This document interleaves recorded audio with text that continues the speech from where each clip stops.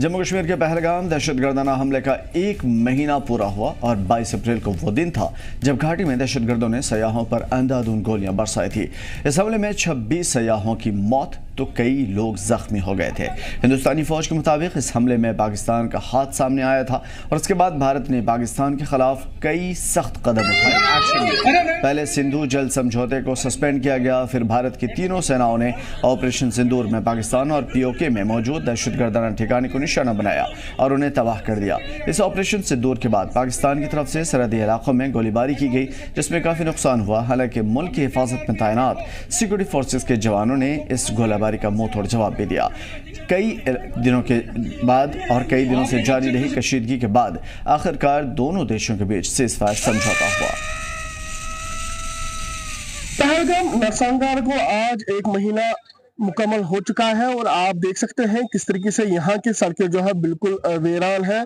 22 अप्रैल को यहाँ पे नरसंहार हुआ था, उससे पहले यहाँ पे जो सड़कें बिल्कुल यहाँ के इस्टेब्लिशमेंट्स में यानी कि सड़कें बिल्कुल पर्यटकों से भरी हुई थी। यहाँ पे जगह नहीं मिलती थी। यहाँ के होटलियर्स में खाने पीने के लिए जो है बाहर से पर्यटक आते थे, मगर फुल पैक हुआ करते थे। मगर अगर हम आज के दौर की बात करें तो बिल्कुल वीरान है और आप देख सकते हैं बिल्कुल यहाँ पे सिक्योरिटी का एक दस्ता जो है वो यहाँ पे रखा गया है और साथ ही साथ और आप देख सकते हैं किस तरीके से यहाँ पे खाली लोकल ही लोकल है, बिल्कुल बाहर का एक भी पर्यटक जो है यहाँ पे नहीं है और बिजनेस इस्टेब्लिशमेंट जो है बिल्कुल खाली है। और आप देख सकते हैं किस तरीके से इस टाइम जो है पहलगाम बिल्कुल वीरान है। अगर हम पहलगाम नरसंहार की बात करें तो 27 लोगों की इसमें जो है मौत हुई थी, जिसमें 26 पर्यटक बाहर के थे और एक जो है वो कश्मीर घाटी का था। मगर अगर हम आज की डेट की बात करें, क्योंकि एक महीना बिल्कुल इसको हो चुका है और आप देख सकते हैं किस तरीके से यहाँ पे सिक्योरिटी लगी हुई है, सुरक्षा बल जो है बिल्कुल अलर्ट पे रखे गए हैं और यहाँ पे आप देख लीजिए किस तरीके से आपको जो है मेहमान नवाजी यहाँ पे मिलती है। जिनालुलू, जी मीडिया, पहलगाम। और आइए आपको बताते हैं पहलगाम हमले से लेकर के अब तक पिछले एक महीने में क्या कुछ हुआ है। पहलगाम आतंकी हमले के कुछ घंटों बाद मरकजी वज़ीर दाखिला अमित शाह ने श्रीनगर का दौरा किया और वज़ीर दाखिला पहलगाम पहुंचे, मुतासरा लोगों से मुलाकात की। इसके बाद शाह ने फौज, सीआरपीएफ और पुलिस समेत सिक्योरिटी अफसरान की एक आला सतही मीटिंग की सदारत की। जब यह दहशतगर्दाना हमला हुआ उस वक्त पीएम नरेंद्र मोदी सऊदी अरब के दौरे पर थे। पीएम सऊदी अरब का दौरा बीच में ही छोड़कर मुल्क लौट आए थे। उन्होंने एयरपोर्ट पर ही वज़ीर खारजा doctor S Jaishankar, NSA Ajay Doval और फॉरेन सेक्रेटरी विक्रम मिस्री और दीगर अफसरान के साथ मीटिंग की थी।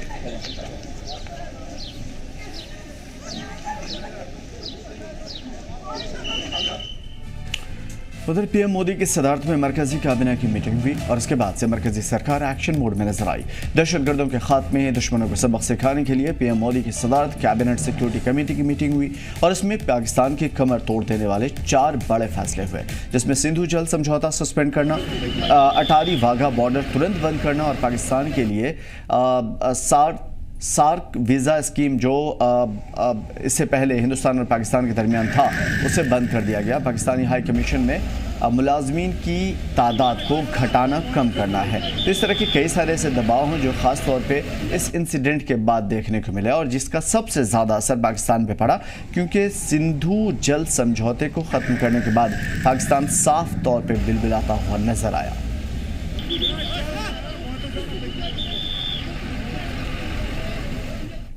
पहलगाम हमले के बाद दहशतगर्दाना हमले पर चर्चा करने के लिए 28 अप्रैल को जम्मू कश्मीर असम्बली का एक रोज़ा सेशन बुलाया गया, जिसमें सभी विधायकों ने हमले के सख्त अल्फाज में मजम्मत की। 3 मई को जम्मू कश्मीर के सीएम उमर अब्दुल्ला ने दिल्ली में पीएम नरेंद्र मोदी से मुलाकात की। यह पहलगाम आतंकी हमले के बाद उनकी पीएम मोदी से पहली मुलाकात थी। मीटिंग में पहलगाम हमले और उसके बाद पैदा हुई सिक्योरिटी सूरत हाल को लेकर के बातचीत की गई।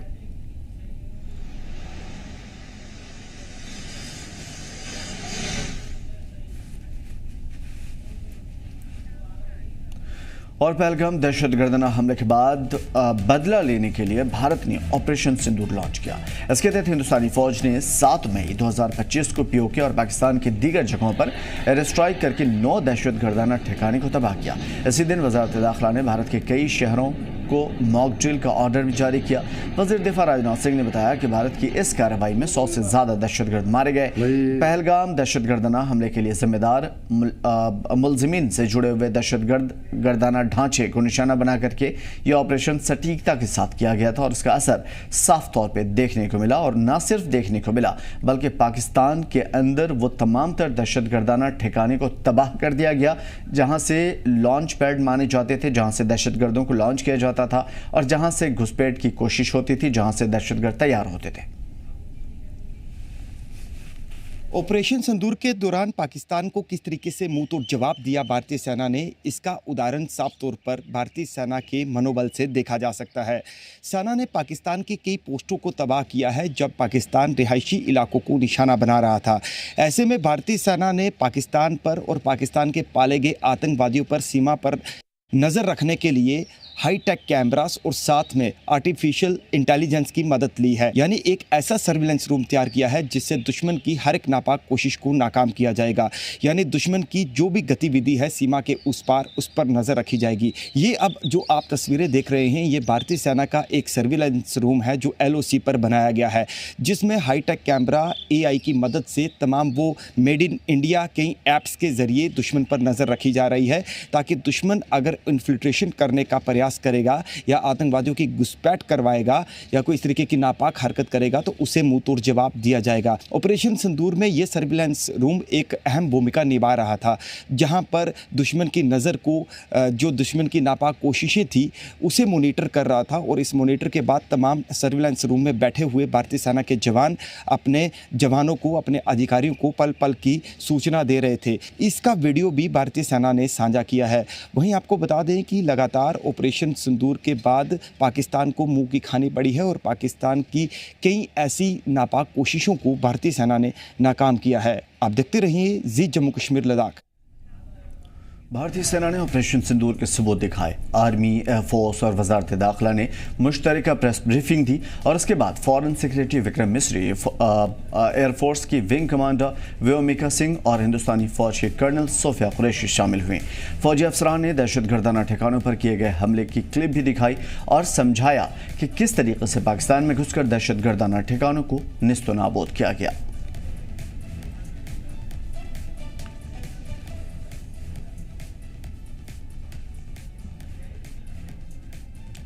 ऑपरेशन सिंदूर की कामयाबी के बाद मरकजी सरकार ने 8 मई को सुबह 11 बजे एक ऑल पार्टी मीटिंग भी बुलाई। वजीर दिफा राजनाथ सिंह की सदरत में हुई मीटिंग में कांग्रेस सदर मल्लिकार्जुन खड़गे, लोकसभा में अपोजिशन लीडर राहुल गांधी समेत कई अपोजिशन लीडर्स को ऑपरेशन सिंदूर के बारे में जानकारी दी गई।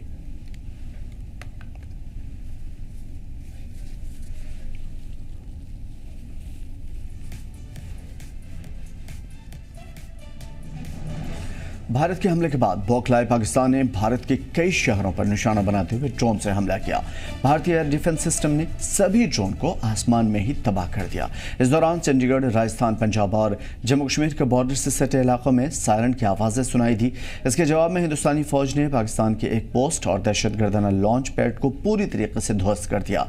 ये वही पोस्ट था जहां से ड्रोन भारत में भेजे गए थे, हमले किए गए थे और उसके बाद जैसे ही ब्लैकआउट हुआ हिंदुस्तानी फौज ने जवाब दिया। फौरी तौर पे इन तमाम तर लॉन्च पैड को फौरी तौर पे ध्वस्त कर दिया गया और तबाह कर दिया गया।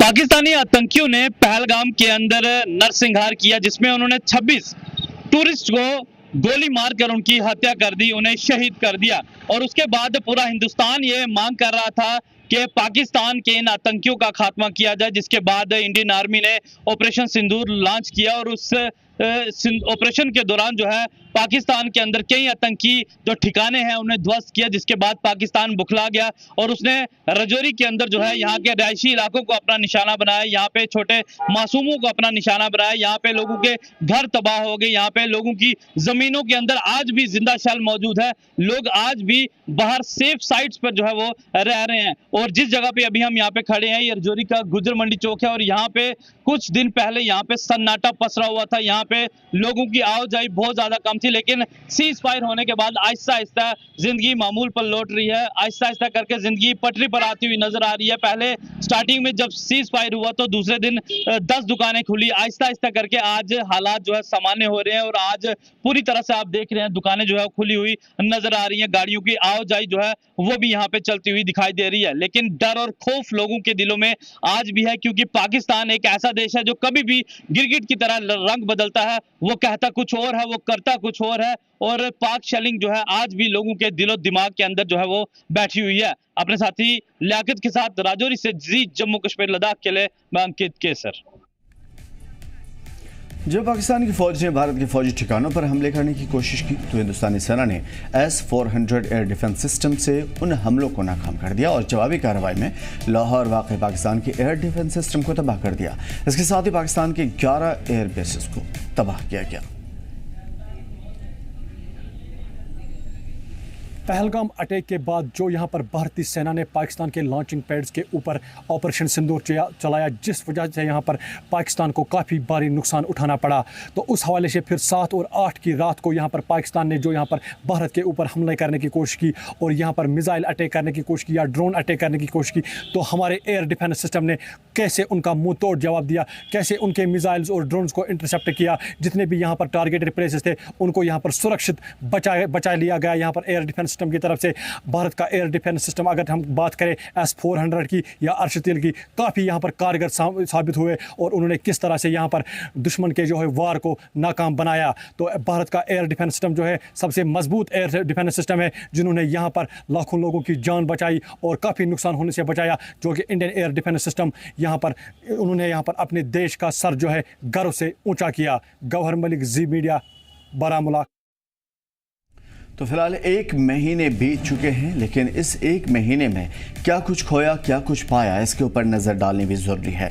हर इलाके से जहां पे सूरत हाल बिगड़ी थी, जहां जंग की शुरुआत हुई थी और जहां से दहशतगर्दों का ख़ात्मा हुआ था, उन तमाम तर चीज़ों पे हमने आपको पूरी डिटेल के साथ बताने की कोशिश की किस तरीके से पाकिस्तान के उन तमाम तर हमलों का मुंहतोड़ जवाब दिया गया, और ना सिर्फ जवाब दिया गया बल्कि उनकी तमाम तर डिफेंस सिस्टम को भी, उनके बेस को भी, लॉन्चिंग पैड को भी किस तरीके से तबाही और बर्बादी का मंजर दिखाया गया।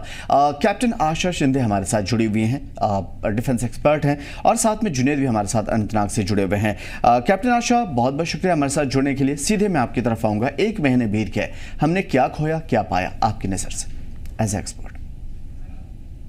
सबसे first very good afternoon to all of you and जय हिंद। एक्चुअली जो हमने पाया है, आई थिंक वो है एक कॉन्फिडेंस, एक मेंटल पीस, एक सेटिस्फैक्शन कि जब हमें टॉर्चर किया गया था उसका हमारी सरकार ने, हमारे नेताओं ने, हमारी फौज ने और हमारे देश ने डट करके सामना किया और उसका रिजल्ट दिया। आई थिंक ये बहुत अहम बात है। एंड पर्सनली मेरी तरफ से what I gain from this was कि whenever there is pain we need to be more concise on focusing on the inner healing, जिसकी वजह से फायदा होता है लोगों को और जिसकी वजह से मेंटल पीस मिलता है। I think that is more important for us.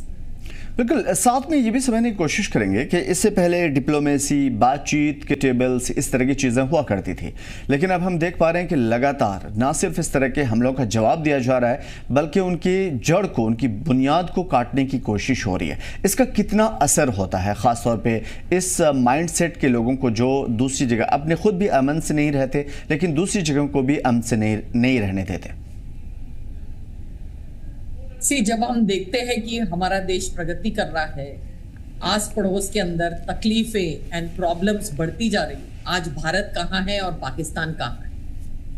हमारा देश एक अग्रसर मार्ग के ऊपर है जहाँ पे प्रगति एंड शांति बहुत इंपॉर्टेंट अहम मुद्दा है हमारे लिए, और उसका ऑपोजिट है पाकिस्तान, जहाँ पर केवल दहशत, डर and emotion of the progress हो रखी है। तो जहां तक मुझे लगता है कि जितना कुछ अभी पिछले 1 महीने में हुआ है उससे हम लोगों को सबसे इंपॉर्टेंट सीख ये मिलती है कि अपने आप को प्रोटेक्ट करके, अपने सराउंडिंग को प्रोटेक्ट करके, अपने देशवासियों को प्रोटेक्ट कर करके ही हम आगे प्रगति की ओर बढ़ सकते हैं, ना कि आपस की बैरियत को हम वो अहम मुद्दा बनाएं और उसके ऊपर फोकस करें। We should focus on our progress. Most importantly, if somebody, कोई आपको उंगली करता है तो ये जरूरी है कि रुक के आप पूछे कि क्यों कर रहे हैं, और उसका जवाब हम उसी वक्त दें, ताकि उसका हौसला बढ़ोतरी ना हो, और जवाब उसी वक्त उसको दे देना चाहिए जिस तरह से भारत ने प्रूव किया कि आप हमारे अंदर आए, हमारे लोगों को मारा, हमारी कुछ इंपॉर्टेंट बहनों या स्त्रियों का सिंदूर उजाड़ा, तो हमने ऑपरेशन सिंदूर दाग दिया आपके नाम और आपको जवाब दिया। एक खास चीज जो मैं इसी हवाले से समझने की कोशिश करूंगा, दुनिया भर में इस चीज के हवाले से बहस भी हो रही है, बातचीत चल रही है, वॉर डॉक्ट्राइन क्या कहता है हमारा पाकिस्तान का, और इससे पहले क्या कुछ रहा है, आने वाले दिनों में क्या कुछ इसमें बदलाव की उम्मीद है? हमारा जो वॉर डॉक्ट्रिन है वो ये कहता है कि पहली पहल भारत नहीं करेगा, लेकिन अगर कोई भारत को तंग करेगा और भारत को डराएगा और भारत के अंदर घुस के वार करेगा, तो भारत फिर छोड़ेगा नहीं और फिर पीछे नहीं हटाएगा। वो पूरी तरह से अंदर घुस के आपको मारेगा और आपको सबक सिखाएगा।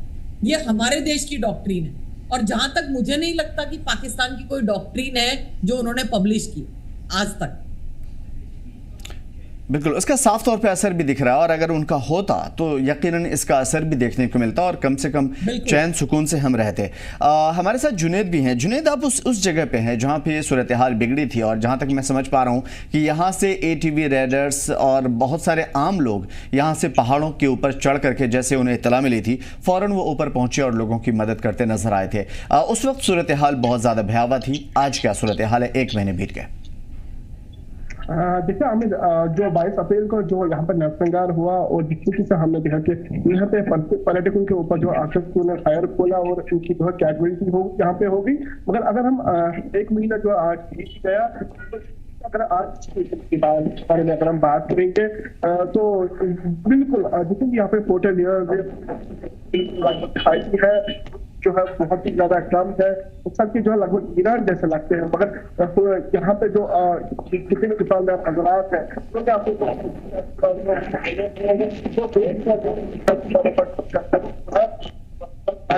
तो आप देख सकते हैं इस टाइम का नजारा है, और आप देख सकते हैं किस तरीके से यहाँ पे खाली लोकल यहाँ पे खाली दिख रहे हैं, पर्यटक जो है बहुत ही ज्यादा यहाँ पे नजर आ रहे हैं, वो इसलिए नजर आ रहे हैं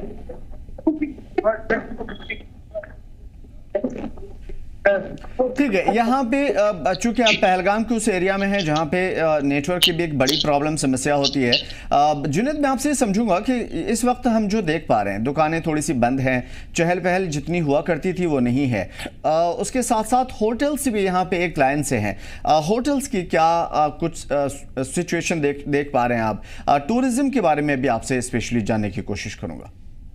देखिए आमिर, सबसे पहले यही बात है कि होटल जो है वो बैकबोन का काम है, वो कश्मीर का काम है, क्योंकि अगर हम यहाँ की माइशत के बारे में बात अगर हम करेंगे तो होटल जो है, होटलियर्स में जो है यहाँ के लोग काम करते हैं, यहाँ के मुकामी लोग यहाँ पे सर्व करते हैं, यहाँ के मुकामी लोग जो है मेहमान नवाजी के लिए जो है हरदम खड़े रहते हैं, चाहे होटल हो चाहे कश्मीर वहाँ पे काम करते हैं, तो जो काफी ज्यादा असर पड़ा है, वो असर पड़ा है। नेक्स्ट टाइम जो कैंसिलेशन है, बुकिंग जो है वो कैंसिल इस वजह से वो जो है बहुत ही ज्यादा कर रहे हैं। मगर हमने लोगों से बात की, हमने पर्यटकों से बात की, उनका यही कहना है कि अभी भी जो है हमारे अंदर हौसला है, अभी भी जो है यहाँ की कश्मीरियत जो है अभी भी जिंदा है, कश्मीरी लोग जो है अभी भी जिंदा है, वो इस वजह से जिंदा है क्योंकि यहाँ की कश्मीरियत जो है अभी भी यहाँ पे है। यहाँ के लोग बोलते हैं कि हम आपके साथ, चाहे कोई भी सिचुएशन हो, चाहे दिन हो या रात हो, चाहे सुबह हो या शाम हो, चाहे कोई भी सिचुएशन हो, हम आपके साथ हैं। ये कश्मीरियत हमेशा रही है बरकरार, आगे भी रहेगी। है और हिंदुस्तानियत, कश्मीरियत और इंसानियत हमेशा से जिंदा रही है और इसे किसी की नज़र नहीं लग सकती। एक बड़ा सवाल ये भी खड़ा होता है कि यहाँ से कुछ ही दूरी पर नूनवन बेस कैंप है, यात्रा अभी शुरू होने वाली है और बाबा बर्फानी के दर्शन के लिए लोग बड़ी तादाद में यहाँ पे आएंगे। उस हवाले से भी आपसे जानूंगा, लेकिन उससे पहले मैं कैप्टन आशा आपकी तरफ आता हूँ। सवाल एक बड़ा ये है कि अभी हमारा डेलीगेशन एमपीज जो है वो अलग अलग कंट्रीज़ में जा रहे हैं, पूरी दुनिया में फैलेंगे और हिंदुस्तान की जो नुमाइंदगी है वो करने की कोशिश करेंगे। मैं आपसे समझने की कोशिश करूंगा ओवरऑल इससे कितना फ़र्क पड़ता है, ख़ास तौर पे हिंदुस्तान का अपना जो मौक़िफ़ है, जो सिचुएशन है, उन तमाम तर चीज़ों के हवाले से क्या कुछ इसका बदलाव नज़र आएगा?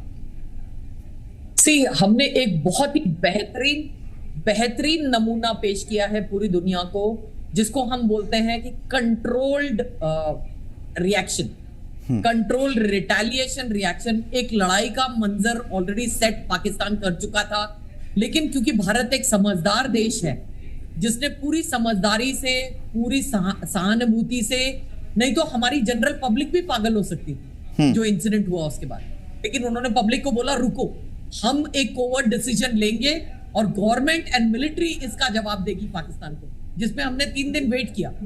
हमने पाकिस्तान को हर समय सुधरने का मौका दिया।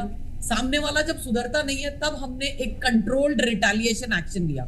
आज जब हम दुनिया में हमारे डिप्लोमेट्स जाएंगे और जब भी वो डिस्कशन शेयर करेंगे किसी के साथ, तो हम अपना एक बहुत इंपॉर्टेंस बना चुके हैं, जिससे सामने वाला देश हमको बहुत सीरियसली लेगा और वो समझेगा और वो पूछेगा कि ये एक ऐसा देश है जिसने बिना सोचे समझे एक भी कदम नहीं उठाया। वॉर सिनेरियो के अंदर भी हमने बहुत पॉजिटिव एक्शंस लिए, बहुत कंट्रोल्ड एक्शंस लिए, बहुत सुलझे हुए और समझे हुए एक्शंस लिए। तो इससे भारत अपने आप को बाकी दुनिया से एक अलग एंड पॉजिटिव इमेज बना चुका है, जो हमारी प्रगति के लिए, हमारे देश की प्रगति के लिए, हमारे डिप्लोमेट्स की एक पॉजिटिव इमेज के लिए बहुत अहम है। I think we are already on a positive note where the world is going to accept us as leaders, as a leader which has got empathy and determination to get 100% unanimous results towards the betterment of the humanity. I think ये बहुत important message गया। बिल्कुल, आपको लगता है लेकिन इसका कोई असर पाकिस्तान पे भी पड़ेगा, हमारे पड़ोसी पे? पाकिस्तान की जनरल पब्लिक के ऊपर इसका बहुत असर पड़ चुका है। बहुत जगह से हमको बहुत सारी इंफॉर्मेशन मिल रही है कि जनरल पब्लिक पाकिस्तानियों को बोल रही है कि सुधर जाओ, बाजू वाला देश कहां पहुंच गया देख लो और तुम कहां पड़े हो। इसका पॉजिटिव मैसेज ये भी है कि जनरल पब्लिक जानती है कि भारत से उन्होंने उलझना नहीं चाहिए था, गलती की उलझ के, और हम ऑलरेडी 3 एग्जाम्पल दे चुके हैं, 3 बार हम रिटेलिएट कर चुके हैं और हम अपना कंट्रोल्ड रिएक्शन उनको बता चुके हैं। अगर वो अब नहीं सुधरेंगे तो फिर उनकी फौज कब सुधरेगी? देश के अंदर फौज होती है सेवा के लिए एंड सिक्योरिटी के लिए, बट पाकिस्तान उल्टा देश है, उसकी फौज में जनता है उसकी सेवा के लिए, तो जिसका कोई बेतोड़ एग्जाम्पल नहीं है दुनिया में, केवल पाकिस्तान में ही ऐसा है। बिल्कुल, 1 महीने हो गए, लेकिन ऑपरेशन सिंदूर को जारी रहने की बात कही गई आर्मी के जरिए कि ऑपरेशन सिंदूर ख़त्म नहीं हुआ है, यानी एक बड़ा संदेश था पाकिस्तान के लिए, और हमारे लीडरान ने भी साफ तौर पे इस हवाले से खुली छूट भी दी है। लेकिन उसके बावजूद कहीं ना कहीं ऐसा महसूस होता है कि पाकिस्तान दोबारा उसी तरह की कोई भी हरकत करने की कोशिश कर सकता है। क्या आपकी नज़र में ऐसा लगता है कि हम तैयार हैं कि दोबारा पहलगाम जैसे इंसिडेंट ना हो पाए, पुलवामा जैसे इंसिडेंट ना हो पाए और दोबारा हमारे मुल्क में किसी भी तरीके से इस तरह की सिचुएशन पैदा ना हो जिसकी वजह से हमारे अवाम को भी भुगतना पड़े? मैं जनरल पब्लिक को और आपको ये सांत्वना देने की कोशिश करूंगी और ये विश्वास दिलाने की कोशिश करूंगी कि जो इंसिडेंट हो गया, आई थिंक वो दोबारा भारत मौका नहीं देगा पाकिस्तान को रिपीट करने का, और ये दोबारा पुलवामा का इंसिडेंट हमारे देश में कभी नहीं हो सकता। हमारी फौज ऑलरेडी सतर्क हो चुकी है, हमारी सरकार ऑलरेडी सतर्क हो चुकी है, पूरे के पूरे बॉर्डर एरिया सील हो चुके हैं। भारत ने complete technology and AI system को यूज करके ये भी पता लगाया है कि पाकिस्तानियों ने कितनी गुफाएं बना रखी है अंदर, कितने खुफिया रास्ते बना रखे हैं जिससे वो टेररिस्ट लोगों को ट्रेन करके भारत भेजते थे और भारत के अंदर ये लोग इन्फिल्ट्रेट करते थे। Complete borders of India is secure and I can assure the peoples of Jammu and Kashmir, पूरा देश आपके साथ है, आपको किसी चीज से घबराना नहीं चाहिए। हम जब साथ है रहेंगे तभी हम शक्ति का प्रदर्शन कर सकते हैं। तभी हम आत्मनिर्भरता का प्रदर्शन कर सकते हैं और तभी हम एक कॉन्फिडेंस दिखा सकते हैं जिससे पाकिस्तानियों को दोबारा ये मौका नहीं मिले।